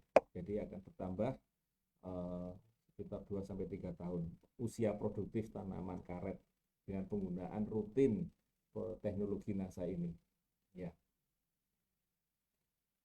Nah, teman-teman semua, apa yang kita dapatkan kalau kita menggunakan dengan teknologi NASA ini, ya, tentu saja ada beberapa hal, ya. Ada beberapa hal yang kita dapatkan. Pertama adalah lateksnya meningkat, kadar karetnya meningkat, otomatis petani akan diuntungkan di situ, ya, akan diuntungkan di situ karena lateksnya akan meningkat. Kemudian kadar airnya akan menurun dengan sendirinya, ya, karena lateksnya meningkat, kadar karetnya meningkat, kadar airnya akan menurun. Yang berikutnya adalah saat treks itu getahnya masih tetap keluar. Biasanya pada tanaman sawit pun juga demikian. Pada saat trek maka buahnya akan sedikit, bahkan sampai tidak ada. Nah, pada tanaman karet juga demikian. Pada saat trek itu getah tetap keluar, ya, ya tetap keluar. Walaupun tidak sama seperti dalam kondisi yang normal, tetapi akan tetap keluar. Ya. Kemudian tanaman menjadi sehat dan umurnya menjadi lebih panjang. Tadi tanamannya yang pertama adalah di awal itu ada beberapa kesaksian dari Jambi, Muaro Jambi, yaitu tanamannya buka sadapnya itu maju 1 tahun. Jadi yang mestinya dipanen umur 6 tahun, maju menjadi umur 5 tahun. Kemudian usia produktifnya bertambah 2 sampai 3 tahun, bahkan ada yang lebih, ya, tergantung dari rutinnya pemberian produk NASA ini pada tanaman karetnya. Ya, kemudian masa nanti pada fase yang tua di atas 25 tahun itu bisa mencapai sampai umur 27, ada, ya, pernah ada, ya, tanaman karet yang umur 27 tahun. Ya, cukup gede, ya, cukup gede, dan penyadapannya sudah sistemnya adalah talang, ya, artinya ada 4 bagian, atasnya 2, bawahnya 2, ya. itu masih ada yang produktif. Kemudian proses di pabriknya, karena kita bisa mendapatkan kadar karetnya lebih tinggi, maka proses pemasakan lateksnya ataupun getahnya itu menjadi lebih cepat, ya, menjadi lebih cepat karena kadar airnya lebih sedikit, sehingga proses pengasapannya pun juga lebih cepat, ya, dan hasilnya banyak yang masuk di RSS, artinya nilai jual daripada pabrik karet tadi mendapatkan hasil RSS-nya lebih baik dan lebih cepat. Baik, teman-teman semua, ini sekedar saya tambahan aja, ya, sekedar tambahan aja. Ada yang namanya bahan olah karet atau bokar, ya, lateks ini adalah jelas tadi atau getahnya yang kita ambil dari kebun, ya. Kemudian ada lam, nah, lum segar ini adalah yang kita ambil dari batok kelapa ataupun tempat yang dihasilkan. Biasanya kalau sudah diambil lateksnya, kemudian nanti akan ada sisa, nah sisanya nanti akan menggumpal, nah gumpalan ini namanya adalah lem. Kemudian slab tipis adalah bagian biasanya gumpalan apa namanya slab ini adalah di karet yang biasanya masih menempel pada bagian karet, ya, bagian sadapan, ya, maaf pada bagian sadapan, namanya slab tipis. Kemudian ada nanti sheet angin, ya, artinya sheet angin ini adalah sheet yang dibuat berdasarkan diangin-anginkan, ya. Kalau ini sheet asap, rubber smoke sheet, itu berarti diasap, ya. Ada yang diasap atau ada yang dianginkan saja. Ini adalah lateksnya, ya, sekedar informasi saja. Lateks itu berarti getah yang diambil langsung dari kebun, ya. Ada lumnya, ya, lumnya, ya, warnanya tentu saja kurang begitu bagus, ya, karena namanya lam, ya, warnanya agak sedikit kecoklatan. Slab juga seperti itu, yang nantinya hasilnya adalah nanti sheet yang dibuat kayak kubus begitu. Ini untuk menjaga mutu lateks, ya, ada bisa dibaca diri pembersihan daripada bidang sadap, pengumpulan lateksnya itu sendiri, pengawetan lateksnya itu sendiri, dan pengangkutan lateks itu ke pabrik, ya. Nah, ini bisa dibaca juga. Di sini adalah lum, adalah mangkok. Lum mangkok adalah lateks yang dibiarkan membeku secara alamiah di bagian mangkok tadi, atau di bagian batok tadi, ya. Ada yang menggunakan batok, ada yang menggunakan alat mangkok, ya, mangkok karet ada sendiri, ya. Kemudian biasanya ditambahkan dengan asam formiat ataupun asam semut sebagai pembekunya, ya. Kalau lum bambu juga digunakan untuk tujuannya meningkatkan mutu bahan olah karet, ya, dengan menggunakan tabung bambu, tetap aja juga ditambah dengan asam formiat atau asam semut, biasanya petani katakan begitu. Ataupun ada bahan-bahan lain yang digunakan untuk melakukan pembekuan. Tapi saran kami, ya, saran kami untuk pembekuan ini tidak menggunakan, ada yang menggunakan dengan menggunakan pupuk, teman-teman semua, ya, teman-teman semua menggunakan pupuk untuk bahan pembeku karet. Ini disayangkan sekali kalau digunakan dengan penggunaan pupuk seperti TSP, ya, misalnya, ya, kita bukan dengan penggunaan TSP untuk pembekuan karet, maka nanti harga masuk ke pabrik tentu saja akan dihargai lebih rendah. Karena apa? Karena ini nantinya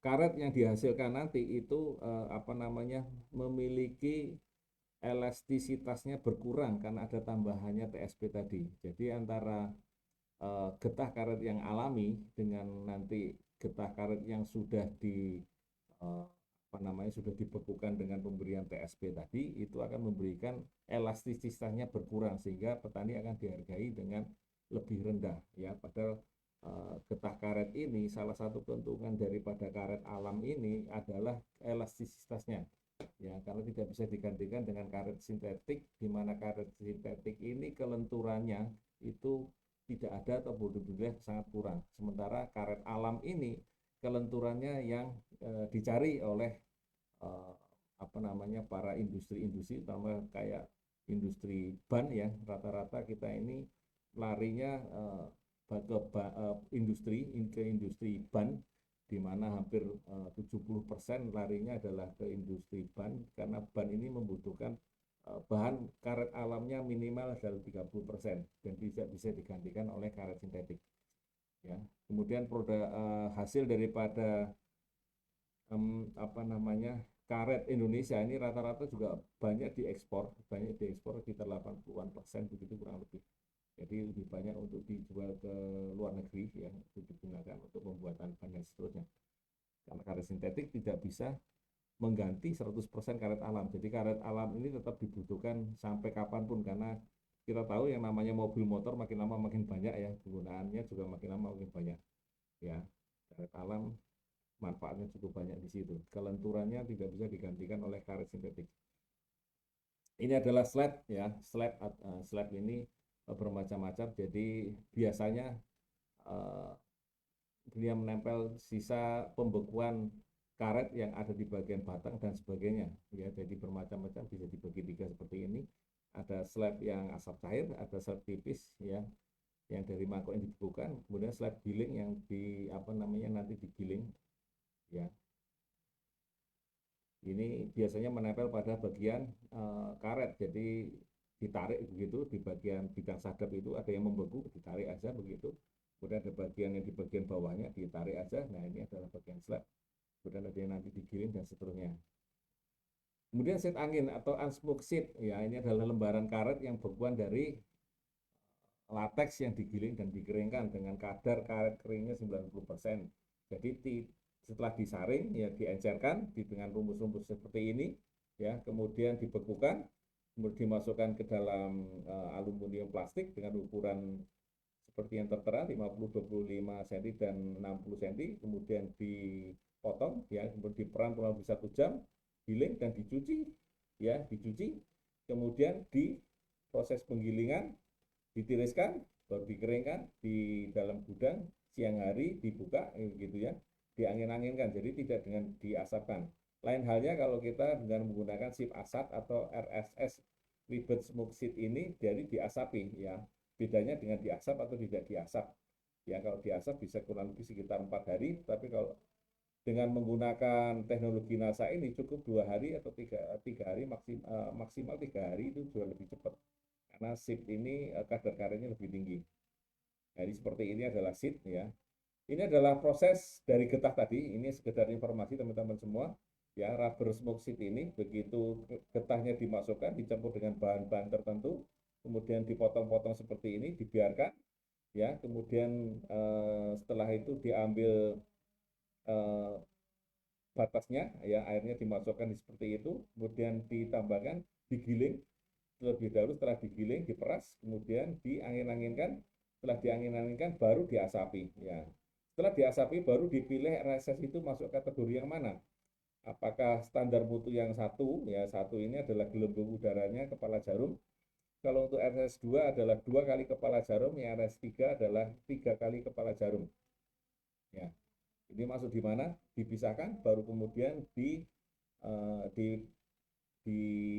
apa namanya,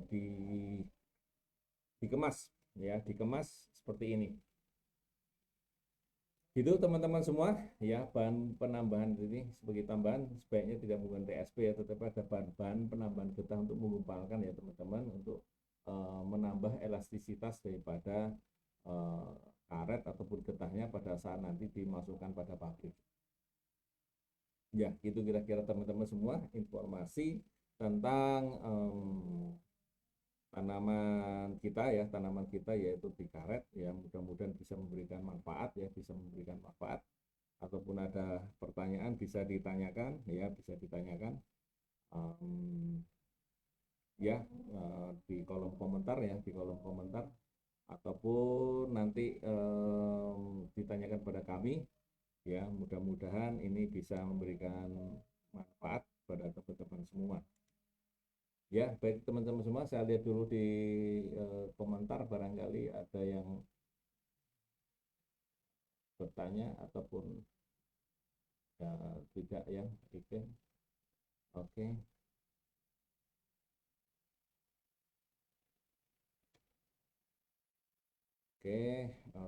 Oke, saya lihat di sini.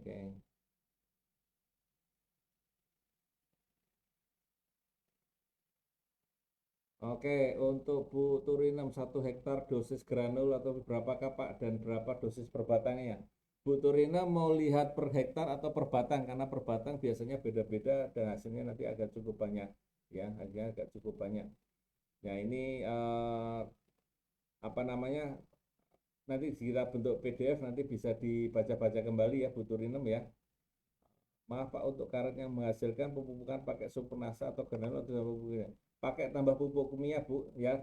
Tabelnya nanti bisa dibaca kembali ya, dibaca kembali di PDF-nya. Ya, gitu Ibu-ibu ya. Um, ya, mungkin ada lagi yang ingin ditanya di sini. Iya, nanti dibaca kembali ataupun mungkin ditanyakan kembali boleh ya. Oke, terima kasih. Ini Pak, 1 hektar karet sudah bisa butuh berapa? Ya, sekali lagi untuk pemupukan tabelnya bisa dibaca ya Bapak Ibu ya. Bisa dibaca pemupukannya, tabelnya. Rata-rata antara kalau untuk granul adalah 5 sampai 7 sak per hektarnya atau 6 sampai 7 kilo per hektarnya, supernasa per hektarnya. Oke, seperti itu teman-teman semua. Iya. Oke, ada pertanyaan lagi? Monggo, kalau mungkin tidak ada, saya tutup. Terima kasih atas waktunya, terima kasih atas teman-teman semua menonton dari awal hingga akhir yang ada menonton hari ini. Mudah-mudahan bisa memberikan manfaat untuk teman-teman semua yang insya Allah mudah-mudahan ketemu dengan petani-petani karet yang memberikan manfaat NASA nanti kepada petani-petani di sekitar Panjenengan semua atau di jaringan teman-teman semua. Baik, terima kasih atas waktunya. Mohon maaf atas segala sikap ini. Mudah-mudahan memberikan manfaat yang lebih baik. Terima kasih. Wassalamualaikum warahmatullahi wabarakatuh. Semangat pagi teman-teman semua. Sukses untuk teman-teman semua. Oh, ini ada yang mesti nanya ya. Oke, saya mau tanya pohon karet usia 20 tahun.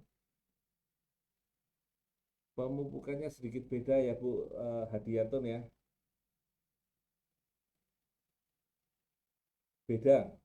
Nanti dilihat lagi di tabelnya bisa dilihat ataupun nanti bisa dilihat di apa namanya PDF-nya ya Ibu ya. Oke.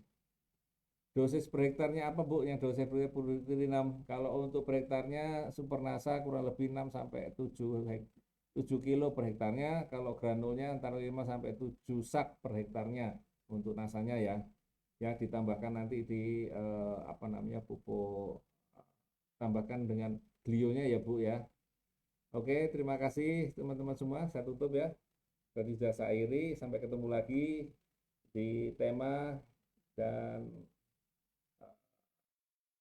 tema-tema yang lain. Terima kasih.